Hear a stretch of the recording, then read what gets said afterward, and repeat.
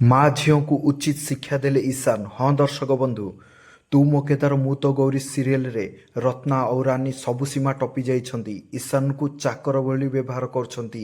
ଏବେ ଈଶାନ ଉଚିତ ଶିକ୍ଷା ଦେଇଛନ୍ତି। ଏ ଭିଡ଼ିଓଟିକୁ ପ୍ରଥମରୁ ଶେଷ ପର୍ଯ୍ୟନ୍ତ ଦେଖନ୍ତୁ, ଆପଣମାନେ ଜାଣିପାରିବେ। ରାନୀ ଶିବାନୀ ଠାରୁ ପ୍ରତିଶୋଧ ନେବା ପାଇଁ ନିଜର ଡ୍ରେସ୍ ସବୁ ଅସଜଡ଼ା କରିକି ଥୋଇ ଦେଉଛି।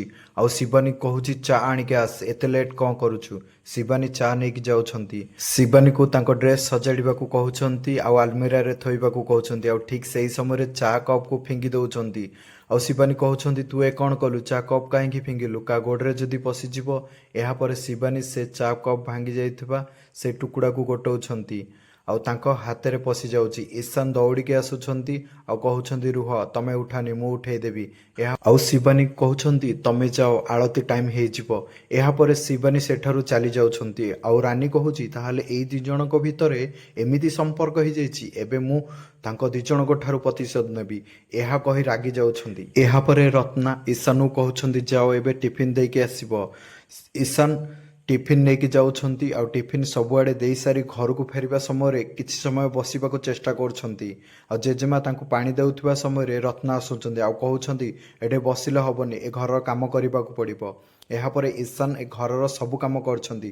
ଝାଡ଼ୁ ଲଗାଉଛନ୍ତି, ବସ୍ତା ଟେକୁଛନ୍ତି, କିଚେନ୍ ମଧ୍ୟ ସଫା କରୁଛନ୍ତି। ଗୋଟେ ପରେ ଗୋଟେ ଖାଲି କାମ କହୁଛନ୍ତି।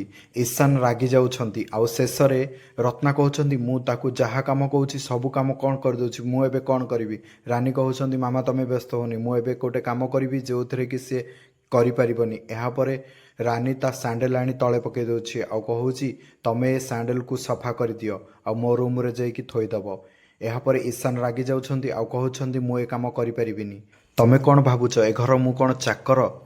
କେବଳ ଶିବାନୀ ଆଉ ବିହାନଙ୍କ ମୁହଁକୁ ଚାହିଁକି ମୁଁ କିଛି କହୁନି, ନହେଲେ। ଆଉ ରାନୀ କହୁଛନ୍ତି ତମ ସହିତ ମୋର ଆଗରୁ ଦେଖା ହେଇଛି, ଆଗରୁ ଯେମିତି ଅଭଦ୍ରାମୀ କରୁଥିଲ ଏବେ ବି ମଧ୍ୟ ସେଭଳି କରୁଛ, ଟିକେ ସୁଧରି ଯାଅ। ଏହାପରେ ରତ୍ନାକୁ କହୁଛନ୍ତି ତମର ମାସକୁ 10,000 ଘର ଭରା ଦରକାର ନା? ହଉ ମୁଁ ଦେବି। ଏହାପରେ ରତ୍ନା ଆଉ ରାନୀଙ୍କ ମୁହଁ ଚୁପ୍ ହେଇଯାଉଛି। କ'ଣ ରତ୍ନା ଈଶାନକୁ ସବୁଦିନ ପାଇଁ ଘରୁ ବାହାର କରିଦେବେ? ଏବେ ଈଶାନ କ'ଣ କରିବେ? ଏହା ଜାଣିବା ପାଇଁ ଆପଣମାନେ ଆଗାମୀ ଅଧ୍ୟାୟ ନିଶ୍ଚିନ୍ତ ଦେଖନ୍ତୁ।